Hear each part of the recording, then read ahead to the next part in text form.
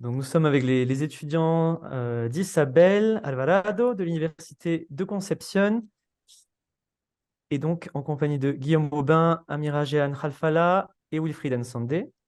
Salut, bonjour. Bonjour, bonjour. Bonjour. Allez, je vous propose qu'on commence tout de suite et puis les différents spectateurs pourront se connecter au fur et à mesure. Donc, bienvenue à tous. Merci à tous d'avoir accepté de participer à cet événement. Donc, table ronde de l'histoire à la fiction dans le cadre du Festival de la francophonie au Chili, avec des invités également, des spectateurs d'Uruguay, puisque l'événement a été également intégré à la programmation en Uruguay. Donc, on a 2 semaines de festival ici à Santiago, un mois de festival en région. Et parmi les événements voilà, qui nous attendent, alors on a surtout ici un public de région, mais à Santiago, donc on a l'atelier d'écriture qui sera mené par Guillaume demain à l'Institut français, la rencontre en présentiel avec Guillaume également, donc le vendredi en fin de journée, et puis les Puertas Abiertas de l'Institut le samedi matin. Si le public souhaite poser des questions, vous pouvez écrire directement dans l'onglet questions-réponses. Vous avez donc la possibilité de poser vos questions. On aura un temps d'échange à la fin de cette table ronde pour justement vous donner la parole, que ce soit à l'oral ou par écrit. Et voilà, donc je souhaitais vraiment souhaiter la bienvenue à Isabel Alvarado, donc professeure de langue, littérature et culture française et francophone à l'Université de Concepción au Chili depuis 2004. Donc Isabelle, en 2018, a obtenu un doctorat en sciences du langage à Aix-Marseille, en France. Elle a mené une recherche sur l'influence de l'espagnol et de l'anglais sur l'acquisition de la syntaxe du verbe en français, langue tierce. Et elle s'intéresse également à l'enseignement de la littérature, de la culture et de la grammaire en classe de FLE, français langue étrangère. Isabelle est aujourd'hui accompagnée de sa collègue Marjolaine Pitot, également professeure de langue et littérature française et francophone, et de leur classe de 3e et 4e année de la filière traduction-interprétation en langue étrangère. Les étudiants ici présents ont lu et travaillé des extraits des œuvres des auteurs invités, Guillaume Aubin, Amira Jehan Khalfala et Wilfried Nsandé, dans le cadre de leur cours de langue française consacré au texte narratif, à l'étude du XVIIe siècle et de l'adaptation des textes. Je vais laisser tes étudiants, Isabelle, présenter nos 3 invités, si tu le veux bien. Oui, bien sûr. J'appelle Jovanka d'abord, qui va nous faire une petite présentation. Et je vais bien sûr lui passer le micro. Tiens, tu le tiens. Alors, Mira Jehan Khalfala est née en Algérie, diplômée en biologie cellulaire et moléculaire. C'est pourtant vers le journalisme qu'elle s'oriente en 2001. Installée au Maroc depuis juillet 2007, elle est journaliste spécialisée en culture, notamment en littérature et art plastique. Elle écrit d'abord pour le théâtre et la marionnette. Ses pièces sont jouées en Europe et en Afrique. En 2012, elle écrit une pièce pour le jeune public, Maïla, la ville introuvable. Le naufrage de la Lune, son premier roman, fait revivre un épisode historique peu connu de l'histoire de l'Algérie. Elle a également réalisé quelques courts-métrages dont Essiva, La chaussure et Miss, la petite. Merci, Jovanka. On appelle. Merci, on l'applaudit, c'est gentil. On accueille maintenant Maria Eliana.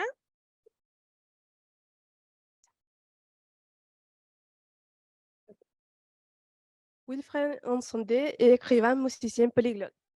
Il est lauréat de 17 prix littéraires depuis le début de sa carrière littéraire. Le journal Le Monde a relevé qu'il n'aimait pas les assignations identitaires et qu'il créait des personnages inclassables. À son image, Wilfried Nsandé est né à Brazzaville, a grandi près de Paris, a vécu 25 ans à Berlin et s'est installé à Lyon. Et sa musique, inclassable, forcément. Elle n'entre ni dans les cases jazz, ni dans celle de la poésie slam, encore moins dans la chanson à texte. Il vient de publier Héliosphéra, fille de sa vie. Aujourd'hui, nous le recevons pour parler de son roman En océan, du mer, 3 continents, paru aux éditions Actes Sud en 2018. Merci. Merci, merci. Et finalement, Béatrice?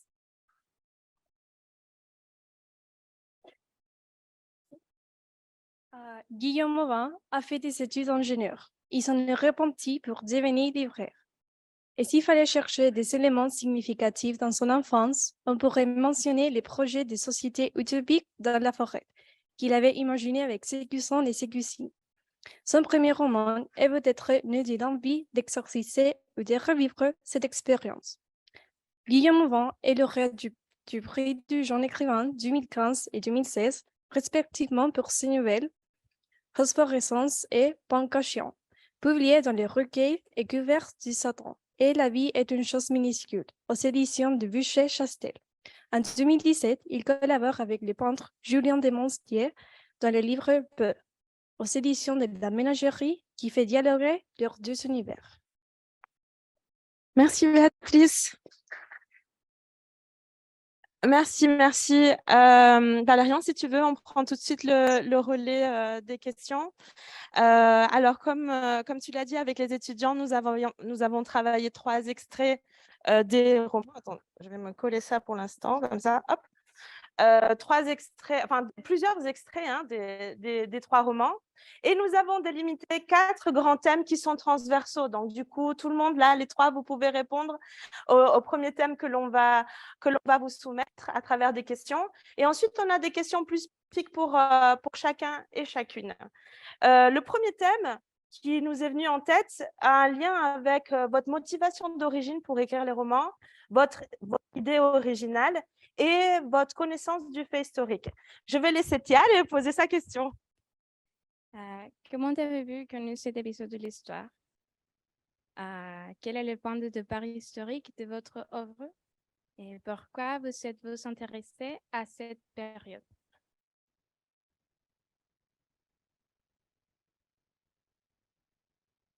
Alors, qui veut répondre en premier? Bon, je vais y aller. Oui. Ok. Me concernant, en fait, le point de départ, c'était pas un roman. J'avais pas du tout pensé écrire un roman historique. J'étais à la recherche d'un ancêtre, selon la légende familiale, et j'avais aussi un papier aussi qui raconte un peu cette histoire. Donc, j'ai jamais su si elle était vraie ou pas. En fait, mon arrière-grand-père serait arrivé sur un bateau lors de l'expédition du duc de Beaufort en Algérie en 1664. Donc, ça m'intéressait vraiment de savoir pourquoi cet homme était resté. Parce que c'était possible, il faisait partie, c'était un Bourbon, il faisait partie de la famille royale française, donc c'est quelqu'un qu'on aurait pu racheter, mais selon l'histoire que j'ai eue de la mémoire collective de mon côté, c'est qu'il avait épousé une fille de là-bas et il avait de grandes connaissances de la mer et il est resté à vivre à Gigel, qui s'appelait Gigéry à l'époque. Donc c'est vraiment une question qui ça m'avait vraiment interpellée et je voulais savoir pourquoi cet homme a décidé de rester. Voilà, donc j'ai commencé à faire des recherches. À l'époque, j'habitais au Maroc. Aujourd'hui, je suis aux États-Unis. Et en fait, je voyageais beaucoup en France. Je faisais des allers-retours pour travailler sur les archives. On reviendra sur la question des archives, je pense, un peu plus tard. Mais en fait, juste pour répondre à cette question, c'est que j'ai pas retrouvé ce bonhomme. Après, j'ai pas trop fouillé aussi, j'avais pas les moyens de le faire. Et j'ai décidé de lui inventer une histoire. Voilà, c'était un peu mon point de départ. Si j'ai pas l'histoire, moi, je peux raconter une autre histoire. Et pourquoi le fait historique? Après, il y a le fait historique aussi qui m'intéresse énormément, notamment, j'ai traité des essais nucléaires français en Algérie dans mon film. Et c'est vrai que quand il y a des faits historiques aussi importants, ça cristallise beaucoup de choses. Mais moi, ce qui m'intéresse vraiment, au-delà du fait historique, qui apporte beaucoup de conflits, justement, et c'est une situation qui permet l'écriture, qui donne beaucoup d'espace à l'écriture. Mais moi, j'ai toujours été intéressée par comment nous, les êtres humains, comment mon personnage va réagir, comment moi j'aurais pu réagir à cette époque. On pense toujours qu'on peut être courageux ou pas forcément. Il y a des choses, la vie est très complexe et justement une situation de guerre, des faits historiques aussi denses, avec énormément de conflits autour. Moi, je m'intéresse comment un être humain, comment nous, les humains, dépourvus de plein de choses dans ces situations de guerre, comment on peut réagir face à l'urgence, face à la survie, quels principes nous gardons ou comment nous évoluons. Donc, c'était vraiment ça le questionnement pour moi tout au long de l'écriture. C'est comme expérimenter avec les personnages, quoi. Essayer de les mettre dans une situation et les observer. Oui, c'est tout à fait ça. Pour moi, c'est un laboratoire expérimental. Et le personnage est vraiment au centre, je dirais, plus que, pour moi, l'histoire est au service du personnage plus que dans l'autre sens, en fait. Ouais. D'accord, merci. Et Wilfried, quel était le point de départ historique du roman? Alors, le point de départ historique de ce roman-là, c'est que je pense que l'histoire de l'Afrique en général, du Congo en particulier, est très mal connue. Hein. Au-delà de la fin du 19e siècle, on ne sait rien. Donc ça, c'était le premier point, et c'est donc de découvrir et d'écrire une partie de cette histoire-là. Ma grande idée aussi, c'était comment dire, parce que j'ai appris il y a une quinzaine d'années que je descendais de marchands d'esclaves. Ah, Donc mes ancêtres étaient des marchands d'esclaves, ce qui remettait en cause l'idée que la traite transatlantique était seulement basée sur la couleur de peau. Donc il fallait que je trouve une porte d'entrée dans l'histoire de la traite transatlantique qui me permettait de prouver qu'il y avait en tout cas eu une époque où le vrai motif de l'esclavage transatlantique n'était pas la couleur de peau. Considérant que la traite dure 4 siècles, on est obligé de considérer qu'il y a eu des traites transatlantiques. Et donc, j'ai cherché, et je trouve que je suis tombé sur le personnage de Nsako Nevunda Dom Antonio Manuel, dont, oui.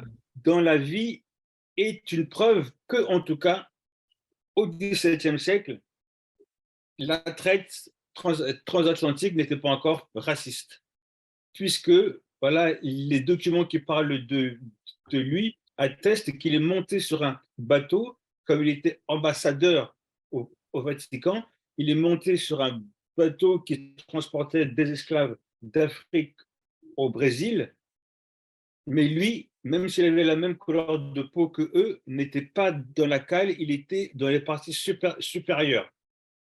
Voilà. Donc, je tenais mon personnage, c'était le point de départ historique. Voilà.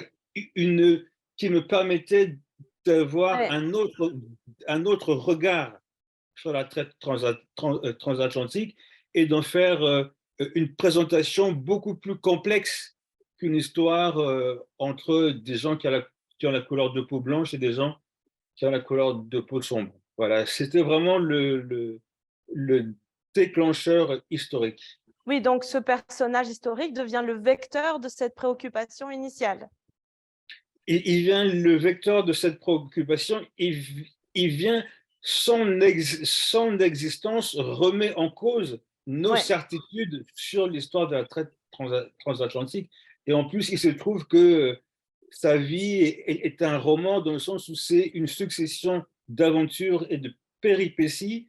Donc, je savais en même temps, j'avais la chance de pouvoir écrire un roman qui proposait une autre manière de considérer l'histoire, tout en ayant un personnage fondamentalement romanesque. Oui, oui. Voilà. Valérien, je vois que Guillaume s'est Oui, déconnecté. Guillaume a eu une petite difficulté de connexion. Je propose de continuer et il nous Oui, très bien. rejoindra quand il pourra. Oui, il n'y a pas de souci. On continue avec le thème numéro 2 et j'invite Felipe qui va poser la question qui là concerne le travail de recherche en lui-même. Comment avez-vous mené vos recherches? Avez-vous rencontré des experts, des témoins? Des Des témoins. Est-ce que vous avez rencontré des experts ou des témoins, des personnes vivantes auprès de qui faire les recherches? Donc, c'est une question sur la manière d'effectuer vos recherches, puisque le point de départ, c'est un fait historique et des personnages historiques. Je ne sais pas, Amira, de nouveau? Oui. Alors, comment sont effectuées les recherches? Ça a été très compliqué, ça a pris des années. Je suis un peu têtue. Et en fait, je n'arrêtais pas de faire des allers-retours entre le Maroc, pardon, et la France, parce que j'habitais au Maroc à cette époque-là. Et je cherchais les archives d'Algérie. Et comme Wilfried le disait tout à l'heure aussi, l'histoire de l'Afrique est très, très méconnue. On pense qu'on sait tout. Et un des déclencheurs aussi de ce travail, c'est de vouloir dire aussi l'histoire de l'Algérie et de la France d'une autre perspective de l'Algérie algérienne. Donc, en fait, j'ai utilisé deux choses à la fois qui sont, selon moi, complémentaires. Et de toute façon, je ne pouvais pas travailler sans ça. Donc, il y avait cette partie d'archives, des archives françaises. Donc, en France, Donc, il n'y avait que des archives en France, oui. des archives en France, il y a des archives ottomanes, mais très, très compliquées. Je n'ai pas pu avoir accès, d'autant plus c'est écrit en ottoman, c'est même pas en turc, qu'il fallait trouver des gens, des experts de manuscrits et de choses comme ça. Donc, je suis partie en France et on a toujours dit, enfin, les archives d'Algérie se trouvent à Aix-en-Provence en France. Donc, je suis allée à Aix et finalement, cette période-là, il n'avait pas ces archives. Ça a commencé à partir de 1830, date de la colonisation française en Algérie. Donc, tout ce qui était avant cette époque n'existait pas en fait. Et le problème, c'est que même aux archives en France, ils ne savaient pas où était ce genre, où est-ce que je pouvais trouver des documents de l'expédition de Beaufort de 1664, ce que j'ai trouvé très, très bizarre. Après, on m'a dit, ah, mais c'est au château de Vincennes, à Paris. Les archives de la marine sont là-bas. Donc voilà, ça m'a pris encore un an pour refaire un autre voyage et aller aux archives de la marine. Et puis j'arrive là-bas, il n'y avait rien. Il n'avait rien et j'étais désespérée parce que voilà, j'avais plus d'argent, j'avais tout mon temps et mon argent à faire j'avais perdu beaucoup de temps. Et je m'étais dit, ben non, restons positives. Et je me souviens, je me suis allée, c'était mon dernier jour à Paris. Et je disais, je vais juste aller marcher, je vais aller dans le Marais, c'est un quartier que j'aime beaucoup. Et je me suis dit, je ne vais pas partir sur quelque chose de négatif et aller me balader dans Paris. Et en marchant dans le Marais, ben, je trouve Archives nationales de France. Et là, je dis, mais bon, personne ne m'a dit d'aller aux Archives nationales de France, ça ne doit pas être là. Je dis, mais quand même, je vais rentrer et je vais demander en fait ce qu'ils ont là-bas.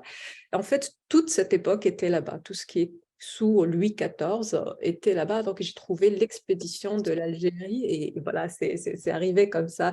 Donc, il y a beaucoup de surprises quand on fait des recherches dans les archives. Parfois, il faut vraiment, la part du hasard était assez importante. Donc, il y a ces archives, il y a toutes ces choses qui sont écrites et pas forcément vraies, parce qu'il y a beaucoup aussi de comment on voit l'autre, le regard est biaisé, il y a beaucoup d'incompréhension, on juge, mais il y a quand même des faits historiques qui sont incontestables. À côté de ça, moi, pour avoir la part de l'histoire de l'Algérie, j'ai beaucoup travaillé sur la mémoire collective. Donc, il y avait et la mémoire. Et donc, je suis allée, je me souviens, j'avais fait beaucoup d'interviews. Je suis allée avec des pêcheurs algériens. Je suis allée avec eux en mer et j'essayais de savoir comment pêcher avant, ce qu'ils avaient appris de leurs ancêtres, ce que la mémoire collective avait retenu de cette invasion. Donc, il y a des petites histoires comme ça qui paraissent complètement anodines, Et j'ai commencé à mettre les choses ensemble en fait, c'est vraiment comme un puzzle. Donc, il y avait cette histoire écrite et l'histoire non écrite et l'histoire dite. Et dans les deux, il y a beaucoup de vérité et beaucoup d'imagination. Et de toute façon, moi, je n'ai pas de problème avec l'imagination, j'aime beaucoup ça. Donc, j'ai travaillé ces deux matières, en fait, en parallèle, je dirais. Ah, très bien, merci. Ça me fait penser on redit coucou à Guillaume qui a vu se reconnecter. Est-ce que tu nous entends bien? Oui? Je vous entends bien, merci. Ah, on était justement en train de voir la question des recherches, de l'accès aux sources. Dans le cas de l'arbre de colère, comment s'est effectuée justement la connaissance de la culture, de ces cultures, de ces peuples autochtones pour construire le roman? Ben, l'arbre de colère, c'est un peu différent de ce que je suis en train de faire en ce moment au Chili, parce que quand j'ai commencé à l'écrire, je ne pensais pas du tout faire un roman historique. Comme je n'avais jamais été publié, je voulais partir sur quelque chose qui me fasse plaisir, parce que justement, je m'étais embourbé dans un projet autour de Tchernobyl, et donc je m'étais dit, je fais un projet sans documentation, pour me faire plaisir et pour partir sans ce frein de la vérité historique, on va dire. Et donc, suite à un voyage au Canada, je pars un peu tout feu, tout flamme, on va dire, dans l'écriture de ce personnage qui vit dans la forêt. Et puis, en fait, au fur et à mesure, j'ai eu quand même envie de mettre de la matière, de mettre de la différence, d'aller chercher un mode de vie très différent de mon mode de vie contemporain français du 21e siècle. Et donc, j'ai commencé quand même à faire des lectures, mais dans l'idée de m'inspirer, pas d'en faire un roman totalement historique. Oui. Et finalement, je me suis rapproché quand même de la culture Innu, mais quand j'écris le roman, je ne dis pas que c'est un roman historique sur les Innus, parce que de toute façon, j'étais parti sur un projet trop fictionnel. Mais il y a eu quand même des lectures a posteriori et des éléments que j'ai rajoutés de l'histoire. Donc, c'est un objet assez hybride finalement. Oui, donc là, du coup, pour avoir accès au mode de vie des Inuits et aussi à la question de la bispiritualité, comment se sont effectuées les recherches? Alors, c'est essentiellement avec des livres dans ce cas-là, parce que j'ai travaillé depuis la France. Donc, j'ai fait avec les sources que j'ai pu trouver. Malheureusement, j'en avais pas autant. Je voyais bien qu'il y avait beaucoup de livres au Canada sur les Inuits et qui arrivaient jusqu'en France, pas tant que ça. J'ai composé avec ce que j'ai pu, notamment sur le sport, parce qu'il y a pas mal de scènes de sport, de la crosse. Donc là, je me suis plutôt inspiré de peuples des États-Unis, parce que là, j'ai trouvé de la documentation plutôt américaine des États-Unis. Sur les Two Spirits, j'ai trouvé un document qui était très intéressant, que j'ai fait venir, qui était en anglais, d'une université américaine un peu particulière. Et là encore, voilà, j'essaye de... Ce n'est pas un concept, je ne peux pas affirmer que le concept de Two Spirits existait dans la culture Innu, parce que j'ai quand même fait une composition qui n'est pas du tout historique, quoi. D'accord. En fait, l'idée, c'était de créer l'ambiance générale dans laquelle ils vivaient. Voilà, et c'est pour ça que dans le roman, je masque, il n'y a aucun nom de lieu historique, aucun nom de tribu historique, et j'ai caché tout ça parce que, bien sûr, je me suis vraiment inspiré des documents que j'ai trouvés, notamment un qui est vraiment sur les Inuits, qui s'appelle « Moi, Mathieu Mestococho, chasseur Innu », où là, j'avais le nomadisme, le voyage dans les taïgas en hiver et le retour près du fleuve en été. Mais sinon, pour beaucoup de choses, notamment la question Two Spirit, la spiritualité, c'est pas spécifiquement Innu, donc je ne peux pas affirmer que c'est Innu. Merci. Et Wilfried, dans ton cas, on a un personnage historique, donc est-ce qu'il y avait beaucoup de documentation, justement? Alors, oui et non. Alors, il y avait sur le personnage, il y avait des documents sur les endroits par lesquels il est passé. Mbanza Congo, Luanda, le Brésil, Lisbonne, Tolède, Rome. Mais il n'y avait aucune indication sur la manière, enfin, sur son regard, sur sa subjectivité. Ouais. En règle générale, je dirais que dans mon expérience, la recherche de documents était difficile et longue, mais voilà, les documents existent. Et là, je me permettrais de ne pas être d'accord avec Amira quand elle dit que les faits historiques sont incontestables. Moi, je me suis rendu compte qu'ils étaient fondamentalement contestables. Et c'était tout l'intérêt de... Non, mais je me sers, je trouve ça pirouette. Non, je t'embête un peu pour dynamiser le truc, tu vois. Voilà, Non, voilà. Et j'ai trouvé ça fascinant surtout de me documenter sur la traite transatlantique, sur la piraterie, parce que à chaque fois, il fallait que comment dire, que je questionne le regard de celui ou celle qui fournissait le document et que j'en fasse une autre interprétation. Un exemple simple, quand on s'intéresse à l'histoire de la France et de l'esclavage, il est dit qu'en 1848, la France abolit l'esclavage et donne les droits civiques aux anciens esclaves, n'est-ce pas? Dans tous les livres historiques, il figure ça. Cette affirmation est à moitié fausse parce que ça ne concernait que les hommes. Seuls les anciens esclaves masculins ont eu les droits civiques. Ce qui veut dire que l'historien qui est dans son contexte historique ne juge même pas nécessaire de préciser qu'il y a aussi des femmes qui, elles, continuent à ne pas avoir de droits civiques. Et tout mon travail de recherche a consisté à regarder derrière les documents ce qui n'était pas dit. Voilà. Du coup, ça m'a poussé, et c'est pour ça que c'est devenu compliqué et que ça a pris beaucoup de temps. Chaque information importante que je trouvais, il fallait que je la recoupe avec d'autres informations.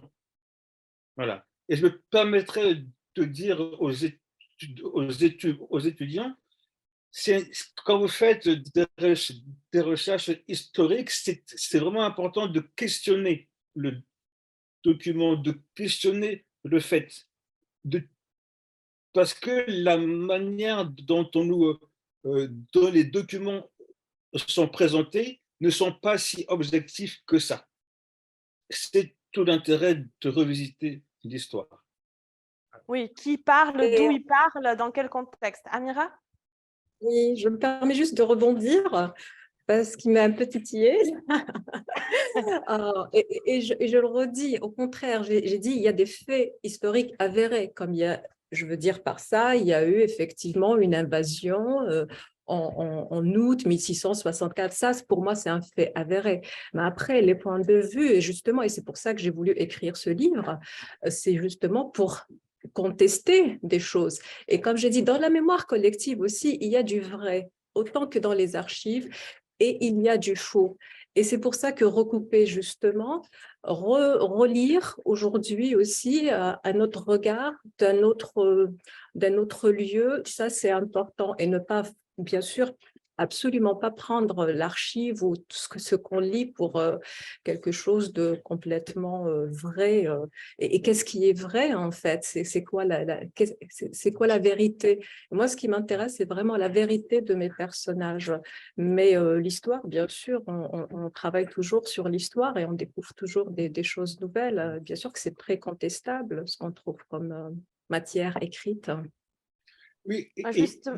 une indication aussi pour les étudiants, je me suis beaucoup appuyé à partir d'Internet, parce qu'on peut entrer dans les bases de données d'universités dans le monde, j'ai beaucoup travaillé sur des thèses qui ont été écrites par des étudiants lambda, hein, donc des points de vue, des regards sur des faits historiques précis qui ne sont pas, comment dire, qui existent sans avoir eu accès à un public large. C'est une vraie mine d'or. Voilà, ce sont des thèses qui ont dû être lues par 5-6 personnes, mais sur des sujets pointus, ils apportent des éclairages intéressants. Merci. Justement, avec le prochain thème, on va glisser de la vérité historique à la vérité romanesque. Et c'est Caroline qui vous pose la question sur l'équilibre justement entre les aspects historiques et les aspects romanesques. Attends. Et comment peut-on imbriquer les contextes historiques et la fiction sans créer une dichotomie très forte? Préférez-vous changer l'histoire du roman en fonction de la vérité historique ou êtes-vous prête à sacrifier la vérité historique afin de servir le roman? Quelle est la part d'historique et de fictif dans vos romans? Donc, une rafale de questions là justement sur ce qui est de l'ordre de l'historique et du fictionnel et comment s'effectue l'équilibre entre les deux. Je ne sais pas qui veut répondre d'abord. Bon, je peux répondre, hein, si personne commence, je peux commencer. Je dirais à l'étudiante qui a posé la question, justement, la vérité historique, c'est quelque chose comment dire, de tellement flou que ça donne beaucoup de liberté aux romanciers. Pour être plus précis, moi, ce qui m'intéressait, comme je l'ai dit au début, c'est de questionner justement la vérité historique en proposant une autre lecture. Alors bien sûr, pour que ça fonctionne, il fallait que le contexte soit le plus proche de ce qu'on peut imaginer qui se soit passé. Donc voilà, j'avais une documentation solide. Après, c'est vrai que pour les besoins du roman, pour l'efficacité du roman, j'ai pris des libertés. Un exemple simple, vous imaginez bien que dans la vraie vie, quand un ambassadeur se prépare à traverser 2 fois l'Atlantique, il ne monte pas seul sur un bateau. Et dans la vraie vie, l'ambassadeur est monté avec une escorte. Mais cette escorte-là n'est pas du tout intéressante de manière, enfin, du point de vue romanesque. Donc, j'ai fait le choix délibéré de ne pas avoir un ambassadeur qui a une escorte, mais d'avoir un ambassadeur seul. Parce que de manière romanesque, c'est beaucoup plus intéressant, beaucoup plus fort d'avoir un homme seul en proie à tous les dangers du XVIIe siècle. Voilà, et je savais, l'avantage de ce personnage-là, c'était aussi qu'on connaît les stations géographiques par lesquelles il est passé, mais les seules indications sur sa personnalité qu'on a, ce sont les mots du pape Paul V quand il l'a rencontré à Rome, qui a dit de lui qu'il était très intelligent et que sa foi était profonde. Donc, j'avais toute la liberté de le mettre dans n'importe quelle situation possible. Il fallait juste qu'il reste un homme intelligent avec une foi profonde. Voilà. Ce qui me donnait quand même une liberté une marge très, très grande, oui, de construction. Voilà. Et je pense que, voilà, je m'arrête là parce qu'on n'a pas... on va reparler du personnage de toute façon parce qu'on va aborder le thème suivant. Amira, tout à l'heure, justement, tu avais dit à propos de la liberté que l'on prend lorsque on construit le roman. Toi aussi, tu sens qu'à un moment donné, voilà, il y avait tous ces éléments historiques qu'il fallait maintenant s'atteler à la vérité du roman lui-même et sacrifier peut-être certaines choses qui sont de l'ordre de la vérité historique? Oui, et je reviens encore sur cette histoire de vérité historique et d'archives parce que c'est vraiment quelque chose de très important, on ne peut pas rigoler avec ça. Et oui, il y a des choses qui sont là, qui sont immuables, mais qu'est-ce qui est important? Je veux dire, il y a le fait que je suis romancière et je travaille sur une matière historique. Il y a des historiens aussi qui travaillent sur les contre-vérités. Et qu'est-ce qui est important à ce moment-là et pourquoi on écrit sur un fait historique? Parce qu'il y a un point de vue, il y a quelque chose, il y a cette différence qu'on peut apporter. Il y a notre propre vérité de celle, je dirais, de mon peuple, du regard qu'il porte sur les événements. Et ça nous a été pris pendant très longtemps. Notre histoire a souvent été écrite et apportée par la France. Et je l'ai retrouvée encore une fois dans ces archives. Après, qu'est-ce qu'on décide de garder ou pas? Tout dépend de ce qu'on a envie de dire. Encore une fois, le romancier peut se donner des droits que l'historien ne peut pas se donner. L'historien est tenu par certains faits, par une certaine méthodologie dans l'écriture. Mais quand on est romancier, moi je trouve, en tout cas me concernant, c'est vraiment le seul territoire pour moi de liberté. Quand j'écris, je ne pense à personne. Quand j'écris, je me sens libre. Quand j'écris, je crée. Et il n'y a pas de limite. Et c'est ça que j'aime, c'est cette liberté que j'aime. Après, bien sûr, il y a une structure. Voilà, pour moi, ce qu'il fallait respecter, c'est les dates. Les dates étaient importantes, l'arrivée des troupes, à quel moment, qui était là, pourquoi, qu'est-ce qu'ils essayaient de faire. Après, tout ce qu'il y a autour, comment ça se négocie, tout ça, c'est de l'imagination. Tout ça, c'est de la matière romanesque. Donc, c'est pas, voilà, c'est pas une science exacte, je vais mettre un peu de ceci et cela, mais comme je disais tout à l'heure, c'est aussi un laboratoire. Donc, on essaye des choses, on voit si ça fonctionne ensemble, mais forcément, il y a la voix de mes personnages qui est au centre de ça. Et un point de vue, pour moi, c'était, et je parle du naufrage de la Lune, ce bateau qui a échoué. Et la Lune, c'est le nom de l'Algérie aussi. On dit Tsaïr, c'est un nom berbère. Et c'est le pays de la Lune. Et c'est ça, pour moi, c'est raconter le pays de la Lune et face à cette invasion, Louis XIV qui est le roi soleil. Donc, il y a tout cet aspect-là, mais c'est pas par opposition. J'essaye pas d'opposer les choses, je n'oppose pas les gens. Mais cette idée de l'autre, qui est cet autre, mais plutôt pour créer des liens.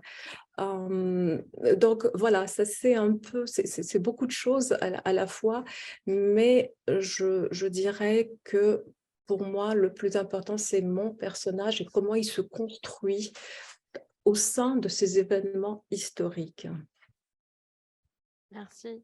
Guillaume, justement, à propos de la rencontre de l'autre, en classe, on a étudié justement les chapitres où Firouz voit pour la première fois les barbes à la fin du roman. Justement, ce genre d'épisode, la rencontre entre les peuples autochtones et les colonisateurs français, est-ce que là, du coup, comment s'est effectué justement le récit de ces moments, ces épisodes-là qui sont peut-être un petit peu plus documentés historiquement, je ne sais pas. Dans la rencontre en elle-même n'est pas fondamentalement documentée. Si, j'ai eu quand même quelques lectures sur l'arrivée des premiers pêcheurs européens. Donc, je rebondis juste un peu sur le mot colonisateur parce qu'on est avant l'arrivée des grands explorateurs. Oui. Et les pêcheurs qui étaient basques, bretons, normands, ils se battent un peu pour savoir qui était le premier à avoir suivi les bancs de morues et avoir découvert qu'il y avait autant de ressources marines à cet endroit-là, ils n'avaient aucune intention de coloniser les terres parce qu'on ne cherchait pas de nouveaux territoires. C'était vraiment… Alors oui, il y a une forme de colonisation parce qu'on colonise, on va chercher la ressource maritime et on ne se demande pas si c'est à quelqu'un d'autre. Mais au départ, il n'y avait pas la cohabitation parce que les pêcheurs se mettaient sur une plage et faisaient leur saison de pêche. La cohabitation, au début, c'est plutôt bien passé. C'est après, quand il y a eu vraiment une volonté de rentrer dans le territoire, de s'installer, de conquérir et de tuer, que la colonisation a pris vraiment une autre ampleur. Oui, sur cet aspect-là, je me suis quand même documenté, mais c'est vrai que c'est des époques où on a assez peu de choses, et surtout quand c'est des pêcheurs. Parce que les pêcheurs n'écrivaient pas de récits de voyage comme ont pu le faire les conquistadors. Donc, il y a quand même beaucoup d'imagination. J'ai envie de répondre plutôt en parlant du projet que je suis en train de faire sur le Chili. Alors, il y aura une question tout à l'heure pour toi sur ça. Alors, sans rentrer dans les détails, je suis en train de me débattre justement avec cette question de quelle part de fiction je m'autorise au cœur des événements historiques. Mais c'est vrai que moi, j'aimerais bien quand même que les grands événements soient bien représentés, et je les vois comme des jalons, comme dans un slalom de ski qu'on ne peut pas éviter. Parce que, alors oui, je peux inventer mes personnages et leur inventer une psychologie. C'est ça la force du roman par rapport à un essai historique, c'est qu'on a cette liberté-là donc de mettre de l'émotion dans nos romans, et ça me semble très intéressant. Mais il me semble que vraiment s'attacher à ces jalons historiques, c'est important justement pour bien comprendre l'esprit de l'époque et rester attaché à ce qui s'est passé. Voilà, sinon, on peut dériver sur des personnages qui peut-être qui sont trop actuels, qui ont une pensée vraiment moderne. Merci. Je vais donner la parole à Vanessa pour le dernier thème transversal. Après, comme je vous ai dit, on a des questions pour chacune. Les étudiants ont été très intéressés par la construction de vos personnages. Donc, ils veulent savoir un petit peu quelle relation vous avez avec. Quelle est votre relation avec votre personnage principal ou vos personnages principaux? Pourquoi avoir choisi ce point de vue? Narration à la première personne ou à la troisième personne? Merci, Vanessa.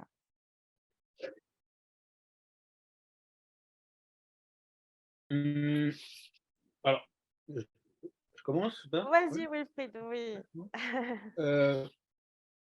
Alors moi, en m'intéressant au personnage principal dans mon tonneau manuel, j'ai eu vraiment beaucoup de respect et d'admiration par rapport à ce personnage, par rapport à ce qu'il a vécu, par rapport à ce qui a été dit de lui. J'ai longtemps hésité entre la troisième personne et la première personne. Et si j'ai fait le choix de la première personne, c'était parce que simplement de manière très, très technique, en littérature, la première personne permet de produire plus d'empathie. Voilà. Donc je voulais, parce que c'est de la littérature, ce n'est pas un essai historique, je voulais que la lectrice, le lecteur, tombe en empathie par rapport à ce personnage-là, voilà, qu'il nous touche, ou bien plutôt qu'il vous touche. Voilà. Le choix de la première personne est venu de là. Voilà. C'est un personnage qui a été oublié, et j'avais à cœur de le restaurer et de tout faire pour que on le trouve sympathique et touchant. Et la première personne m'est apparue la technique la mieux appropriée pour ça. Une question justement par rapport à ce personnage. Est-ce que tu aurais réagi de la même manière que lui à certains moments? Quelle est la part de toi-même dans ce personnage? Ou quelle relation tu as avec lui? Avec ce qu'il a traversé, ce qu'il a ressenti? Oh, c'est trop personnel? Oh non, c'est un peu par rapport à ce personnage. Oui, non, oui, je pense que quelque part, je me suis identifié à ce personnage-là, et comme je disais, enfin, dans l'invention de sa subjectivité, il y a beaucoup de moi, oui, je pense. Ouais. Oui, j'ai même dû, par exemple, faire une retraite monastique, parce que bon, dans ma vie, je n'ai pas beaucoup fréquenté les ecclésiastiques, je l'avoue. Donc, pour m'imprégner un peu de la vie des ecclésiastiques, je suis resté 5 jours dans un monastère. Et il y a un passage dans un monastère où il y a beaucoup de mon ressenti. Oui, oui, c'est un personnage duquel je me suis senti tellement proche que c'était un peu moi au XVIIe siècle. Ah oui. Ouais. Et Guillaume, pourquoi les étudiants nous ont demandé, plusieurs étudiants ont dit, mais Guillaume, pourquoi avoir choisi un personnage d'une fille qui veut vivre comme un garçon et pas un garçon qui veut vivre comme une fille? Ouais, c'est assez intéressant parce que je me suis lancé avec ce personnage de fille. Et moi, j'étais dans un moment de ma vie où je me posais beaucoup de questions sur la masculinité, sur tous ces mouvements féministes qui questionnent tout ça. Et je me suis rappelé que dans mon adolescence, moi, je m'étais dit qu'être une fille, c'est vachement mieux quoi, dans la vie. On peut s'émouvoir de plein de choses. Enfin, pour moi, je regrettais d'être un garçon. Et ma cousine me dit, mais non, mais n'importe quoi, c'est beaucoup mieux d'être un garçon. Et donc, on avait tous les deux, c'est beaucoup mieux d'être un garçon. Oui. Et donc, on avait tous les deux envie d'être de l'autre genre. Et c'est là qu'on découvre que, oui, notre genre limite nos libertés.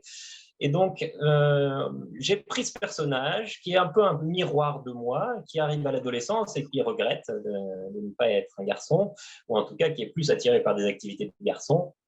Et c'était une manière aussi pour moi d'interroger un personnage qui va rentrer dans le club des garçons volontairement, qui n'y est pas biologiquement et qui en fait découvre les codes de la masculinité. Donc d'une certaine manière, c'est un personnage du miroir, mais c'est aussi une manière pour moi de questionner qu'est-ce que c'est que le club des hommes, quoi, d'une certaine manière. D'accord. Merci. Amira, au début, tu as dit que finalement, ces personnages, ça partait de la famille, c'est ça? Donc, il y a une Oui, relation particulière quand même avec les personnages là, de ce roman. oui, je passais pas mal d'années à essayer de comprendre voilà, pourquoi cet homme était resté, pourquoi il n'est pas parti, est-ce qu'il a été obligé de rester, mais même si c'était le cas au début, je pense qu'après il aurait pu se sauver. Et puis j'ai lu plein de lettres en fait d'esclaves qui ont été d'officiers ou de soldats français qui ont été qui sont devenus esclaves en Algérie à cette époque-là. Et donc il y avait des négociations pour le rachat de ces esclaves. Donc c'était possible, d'autant plus que cet homme-là, voilà, comme je disais, c'était un Bourbon, donc il aurait pu être racheté facilement. Mais je pense qu'il a décidé de rester, enfin c'est ce que j'aime à penser. Et justement, c'est cette part-là qu'on ne trouve pas dans les archives et ce qu'on appelle, ici aux États-Unis, on dit silent archives. Ces archives silencieuses aussi, c'est quand on n'a pas de matière. Et donc, je travaille sur ces archives silencieuses, justement. Et qu'est-ce qu'elles nous racontent aujourd'hui?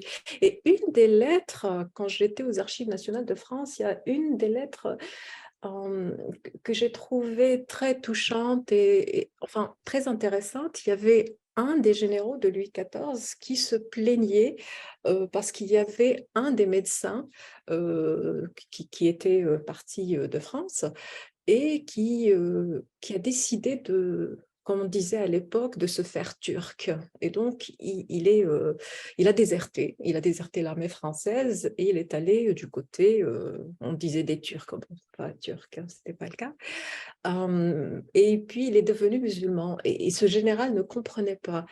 Et moi, je dis, mais ouais, qu'est-ce qui s'est passé dans sa tête quand même? Ce gars, il était médecin, enfin, il n'était pas en bas de l'échelle sociale, ce n'était pas un simple soldat. Et j'ai lu et relu cette lettre et je me disais, voilà, c'est lui, c'est mon personnage. Et là, j'ai commencé, moi, quand j'écris, en fait, je travaille beaucoup sur la construction du personnage, c'est-à-dire que je passe beaucoup de temps avec mon personnage. J'aime savoir presque tout sur ce personnage. Donc, je travaille beaucoup sur la mémoire sensorielle. J'ai travaillé, j'ai eu un training en actor studio méthode pour les acteurs, mais en fait, moi, je l'applique dans l'écriture. Donc, je travaille énormément sur la mémoire sensorielle, sur le corps, comment on peut se sentir si on est sur un bateau ou assis pendant plusieurs heures, qu'est-ce qu'il mange, sa mémoire olfactive, toutes ces choses-là. Donc, je rassemble beaucoup de matière. Et une fois que je sens que mon personnage est fort, moi, je considère que ce n'est pas moi qui raconte l'histoire. Je suis la dépositaire de l'histoire de quelqu'un. Si mon personnage est vrai, si j'arrive vraiment à le créer, après, il commence à dire son histoire et moi, mon travail, en fait, c'est juste d'écrire ce qu'il me raconte. Donc, je suis en conversation avec mon personnage tout le temps, ça ne s'arrête pas.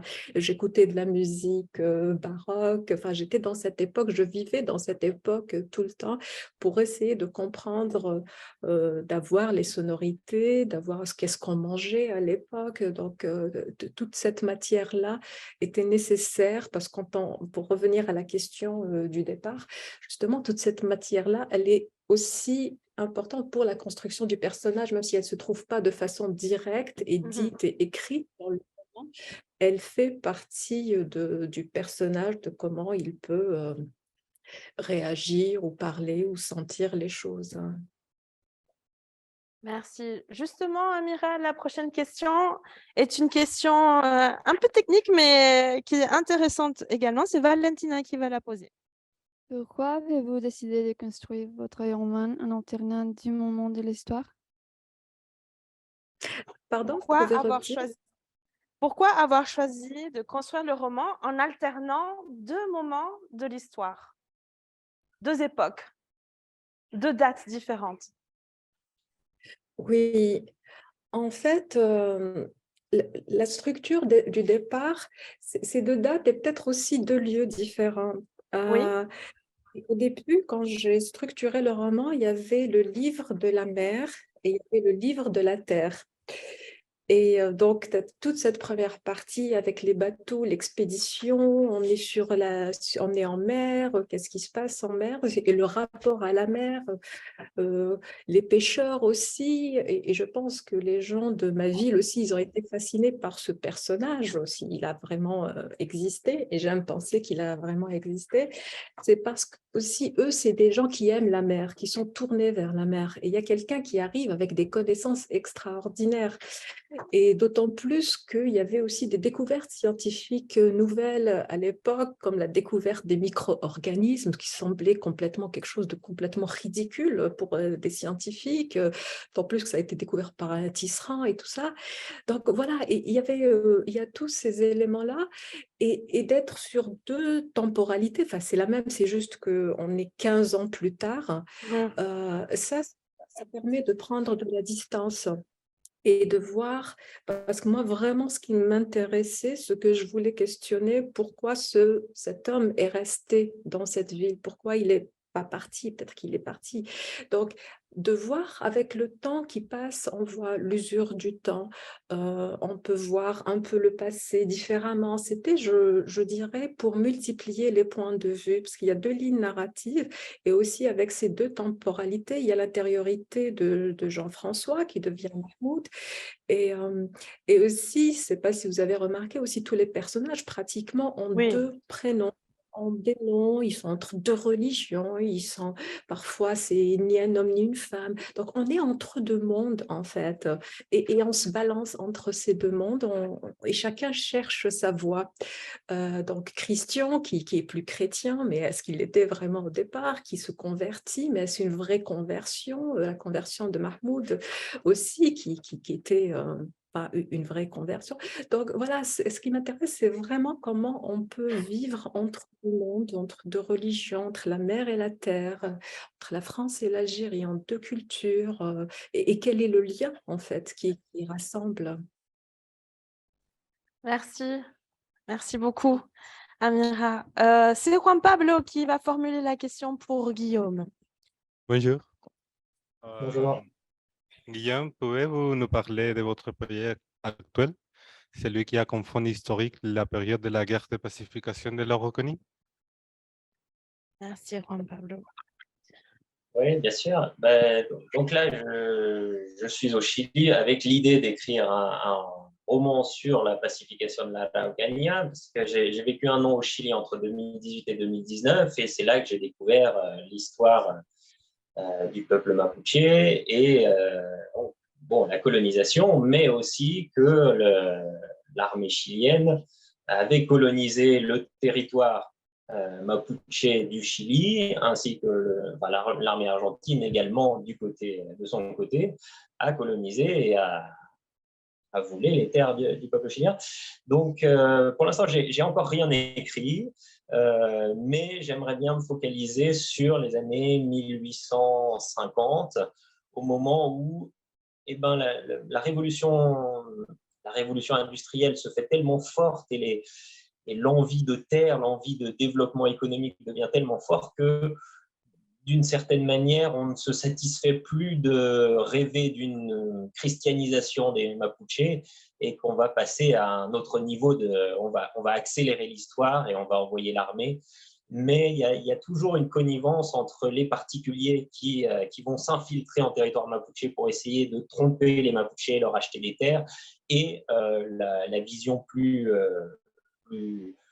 centralisatrice, c'est une position plus d'État qui veut récupérer l'ensemble des terres pour mieux organiser la colonisation. Donc, mais finalement, toutes les forces en présence étaient contre les Mapuches. Donc, c'est ça que j'aimerais bien réussir à rendre compte de ce phénomène où tous les acteurs en présence, en tout cas tous les acteurs Winca qui viennent du Chili, même les étrangers, tout le monde est absolument persuadé que de toute façon les Mapuches sont des sauvages et qu'ils n'ont pas d'avenir dans ce pays. Donc voilà, j'aimerais bien réussir à retranscrire cet esprit de l'époque et à montrer comment ça s'est passé, en montrant à la fois les différentes positions des Chiliens, mais également les différentes positions des Mapuches, parce que les stratégies de résistance ont été également très variées. Donc, pour l'instant, il faudra attendre pour découvrir ce que va devenir tout ça du point de vue romanesque. Oui, malheureusement, pas écrit une ligne, donc je pense que ça ne sera pas écrit avant un an et ce ne sera pas publié avant 3 ans, hein, mais c'est dans le meilleur des cas. En tout cas, ici, les étudiants, ils ont vraiment hâte parce qu'ils ont été vraiment intrigués justement par le fait que tu sois ici au Chili, que tu t'intéresses à cet épisode de leur histoire. Donc, je peux te dire que je suis sûre que tu auras des lecteurs quand le roman va paraître ici, parce qu'ils étaient vraiment très anxieux de savoir de quoi ça parlait. Pour Wilfried, c'est Maria José qui va poser la question. Bonjour. Bonjour, Maria José. Merci. Pourquoi avez-vous choisi de faire parler la statue et quel est votre objectif pour ce roman? C'est dénoncer ou faire réfléchir? Alors, la statue. Alors, juste ma première ambition quand j'écris un roman ou quand j'écris n'importe quel texte, c'est d'abord d'essayer de susciter des émotions. Voilà. Alors là, puisqu'on a parlé de tous les aspects historiques, mais c'est aussi un roman d'aventure.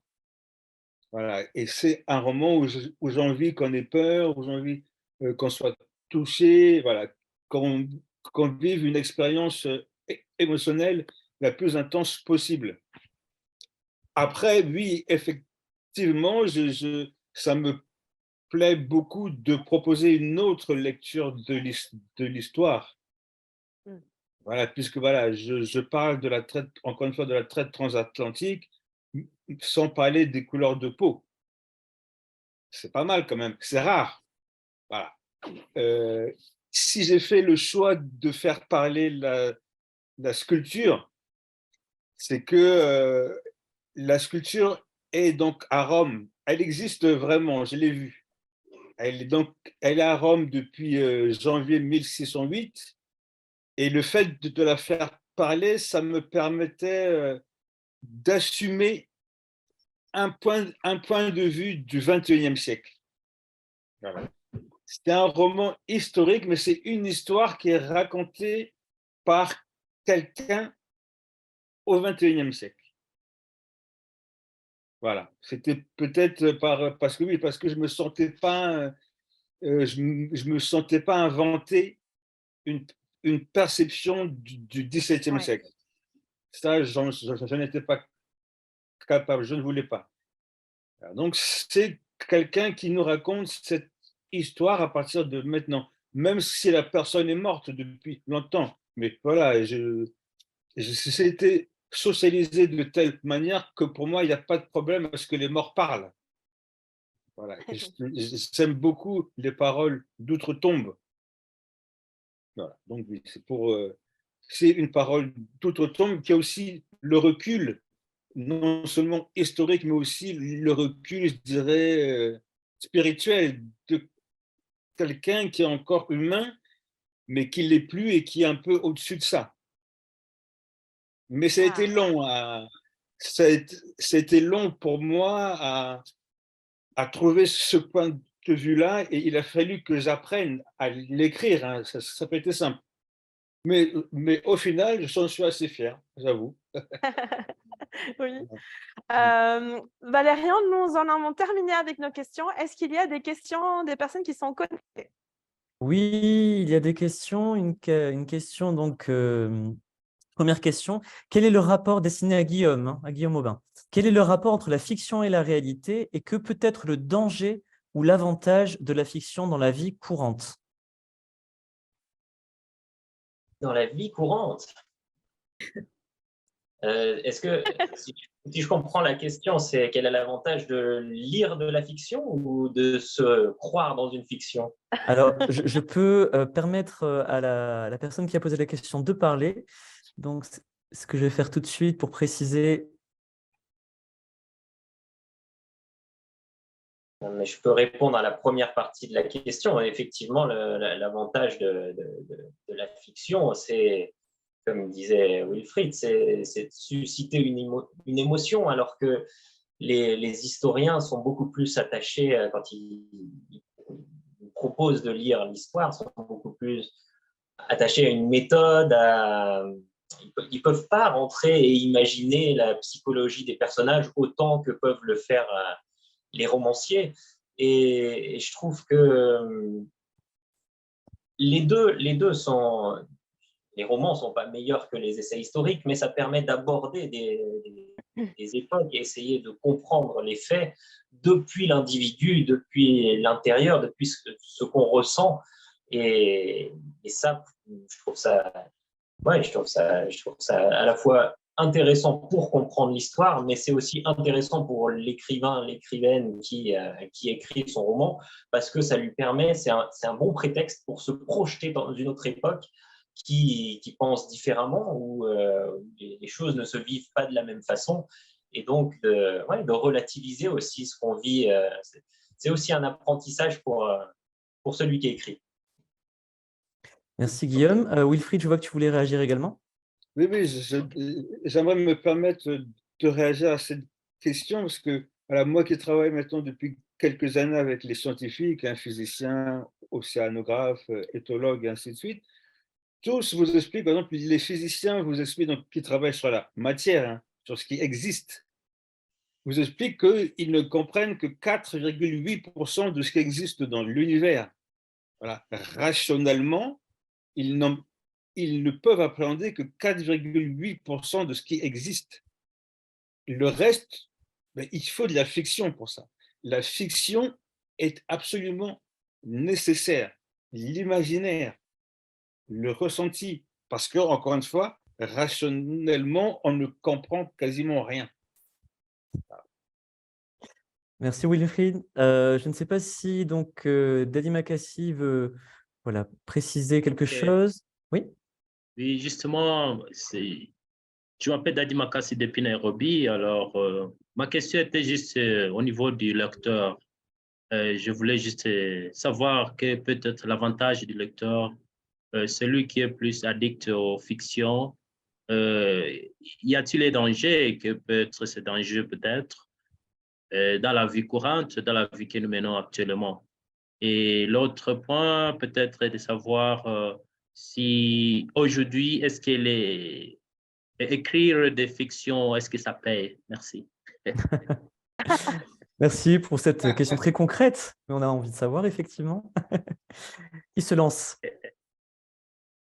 Eh bien, monsieur Makassi, grâce au livre Un océan de mer, 3 continents, que j'ai présenté en Angola dès 2018, qui a été traduit en 2019, qui est maintenant étudié dans les lycées, dans les universités en Angola. Non seulement ce monsieur oublié par l'histoire est réhabilité, mais les autorités ont construit une statue de lui dans le centre-ville de Mbanza Congo. Il y a une avenue qui porte son nom. Voilà. Plus de 400 ans après. Oui. Oups. Euh, Ah, ça Je s'est crois que coupé. Wilfried, grâce à c'est... la Ah oui, c'est fiction. bon. Voilà. Oui. Zoom Après, est fatigué. voilà. Et pour la petite histoire, je vis effectivement de ma littérature depuis 15 ans et je s'en vis bien. Mais voilà, mais il y a des rémunérations symboliques qui sont beaucoup plus importantes. Et la fiction peut amener à ça. Merci Wilfried. Est-ce que Guillaume ou Amira voulaient réagir à cette question? Ouais, moi, je veux bien réagir parce que j'avais l'impression que dans la question, il y avait l'idée de est-ce qu'il y a un danger plus alors que moi, je trouve ça assez extraordinaire, la fiction, pour nous aider à vivre dans la vie. Mais c'est vrai que j'ai l'impression que lire beaucoup, ça nous rend un peu rêveurs et ça nous fait imaginer des mondes possibles qu'on ne va probablement jamais vivre. Donc, des fois, je trouve que ça peut générer de la mélancolie ou du mal-être, peut-être, par rapport à je sais pas, je vais donner un exemple tout simple, c'est que jusqu'au moment où je n'avais pas réfléchi à la question du genre, que être un garçon, ça peut être aussi quelque chose qui est construit et qu'on a construit tout au long de sa vie parce qu'on a reçu des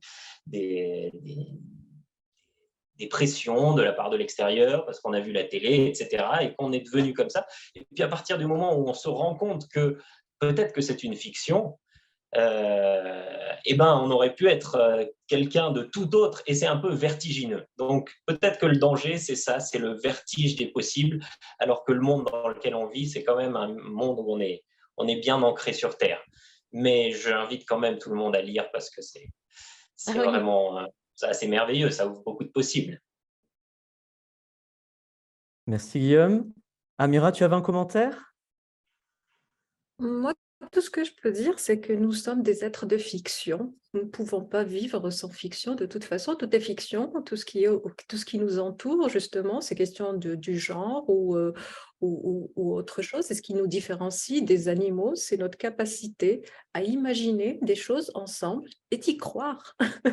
Donc, c'est la base de l'être humain, c'est de raconter des histoires.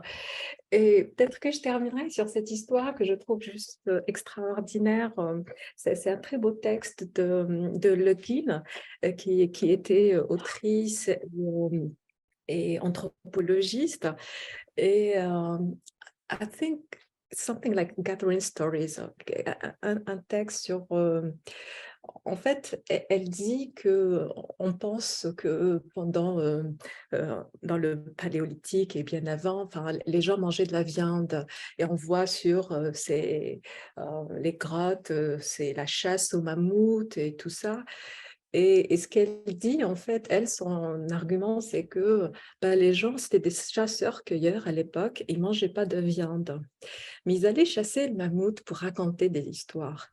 Et moi, j'aime beaucoup cette vision de cette anthropologiste, c'est qu'elle disait, enfin, il s'est prouvé aujourd'hui scientifiquement qu'ils ne mangeaient pas de viande, mais c'était qu'ils avaient beaucoup de temps et donc ils se rassemblaient. Qu'est-ce qu'ils allaient faire de leur journée? Se rassembler et se raconter des histoires, comme on est en train de le faire aujourd'hui. Voilà, on est des êtres de fiction et on ne peut pas vivre sans raconter et inventer des histoires. Merci Amira. On a une question de Léonora.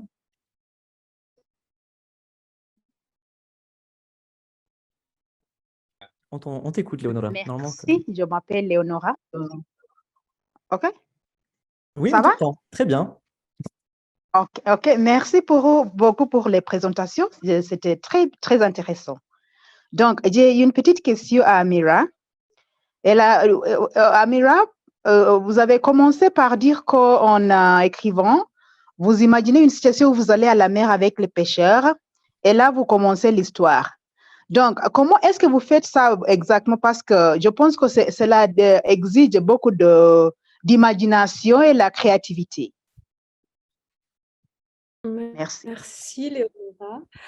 En fait, cette histoire avec les pêcheurs, j'étais vraiment intéressée par le langage de la mer. Comme je disais au début, j'avais ma structure, c'était le livre de la mer et le livre de la terre. Et ce qui était, donc au départ, c'était juste une curiosité. Je voulais parler avec les anciens et travailler sur les anciennes techniques de pêche, comment les gens sortaient en mer, avant toute la technologie qui existe aujourd'hui, pour un peu être dans cette... Parce que mon personnage principal était pêcheur. Donc je voulais savoir comment ils pêchaient et je suis partie avec eux.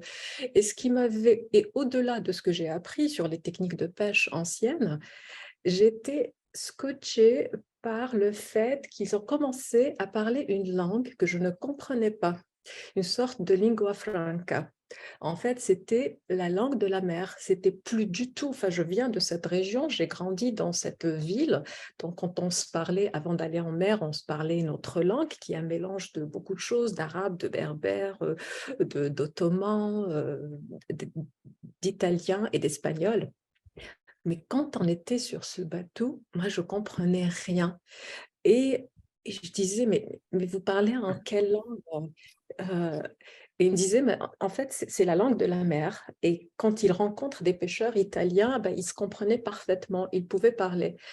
Donc, ça, c'était vraiment, des fois, on part à la recherche de quelque chose et on trouve quelque chose de complètement différent. Et ça, c'est vraiment ce qui est fascinant dans le processus de l'écriture et surtout quand on travaille sur le passé, quand on travaille sur l'histoire, on ne sait jamais ce qu'on va trouver. Et donc, c'était cette matière dont je me suis servie pour travailler aussi, créer le personnage. Merci beaucoup, Amira. Alors, j'en profite pour partager dans le chat les trois œuvres, les trois romans sur lesquels nous nous sommes fondés pour cet échange. Un océan, deux mers, trois continents de Wilfried Nsonde, Le naufrage de la lune d'Amira Jehan Khalfallah et L'arbre de la colère de Guillaume Aubin. Merci à tous les trois vraiment pour cet échange. Dans toute la diversité finalement de ces projets, on a trouvé effectivement extrêmement intéressant de vous écouter et de vous entendre parler de vos approches, finalement, comment vous avez contourné, affronté les questionnements qui se posent quand on commence à écrire sur l'histoire. Et je pense voilà, c'était extrêmement instructif pour le public comme pour nous, organisateurs. Et puis merci également voilà, au public externe, donc en ligne, de nous avoir écoutés. C'est une très belle image de la francophonie, d'avoir voilà, des écrivains nés en Algérie, en France, au Congo, dialoguer avec des étudiants chiliens et un public externe en provenance du Kenya, du Uruguay. Donc merci pour ce moment. Isabelle, tu avais... alors, un grand merci évidemment à toi et à ta classe, mais tu avais des remerciements particuliers, effectivement. Oui, je voudrais remercier mes étudiants parce qu'ils ont très bien travaillé. Je pense que vous avez aimé lire les extraits. J'espère que vous pourrez lire les romans en entier si vous en avez envie. Donc moi, je voulais vous applaudir parce que vous avez vraiment bien travaillé. Merci à vous. Merci beaucoup. Et puis, je voudrais remercier également ma collègue Marjolaine, sans qui je n'aurais pas pu faire tout ça, mon collègue Diego.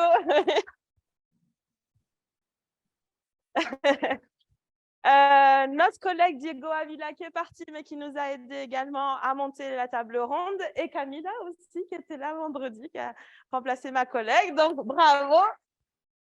Merci. Et puis, merci à vous. Merci Valérian. Merci à l'Institut français de nous faire confiance. Merci Amira. Merci Wilfried. Merci Guillaume. Merci au public. Voilà, c'était vraiment super de vous avoir ici, même si c'était virtuellement. Et un grand merci à toi, Isabelle, bien sûr, pour la coordination et l'animation de ce projet.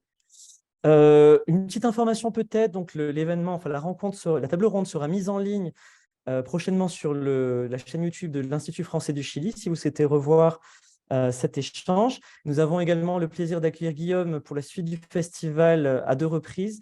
Demain soir pour un atelier d'écriture à Santiago, il reste encore 4 places, je crois. Et puis vendredi à l'Institut français pour un échange avec notre partenaire de la librairie du comptoir, Marilyn. C'est un événement qui est organisé par la médiathèque de l'Institut français. Et je vous propose de nous quitter sur une phrase qui résonne assez bien avec ce qui s'est entendu aujourd'hui. Une phrase de Stephen King qui disait que la fiction, c'est la part de vérité qui existe en chaque mensonge. Merci beaucoup à tous. Merci, à très bientôt. Merci, au revoir à tous. Merci. À bientôt. Merci.